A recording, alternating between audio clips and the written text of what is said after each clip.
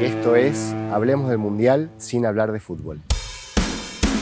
La discriminación es un proceso de violencia física y simbólica que genera mucho dolor en un conjunto de grupos que por su color de piel o por su orientación sexual o por ciertas creencias son discriminados. Y en ese punto la discriminación opera en el mundo social, también en el mundo jurídico y por supuesto en el mundo cultural, y en ese sentido la práctica deportiva, el Mundial de Qatar, es una buena excusa para poder reflexionar acerca de cómo los movimientos LGBTQI+, intentan de alguna manera cuestionar esos procesos de cristalización y de naturalización de los cuerpos, los géneros, las sexualidades, los placeres y las emocionalidades.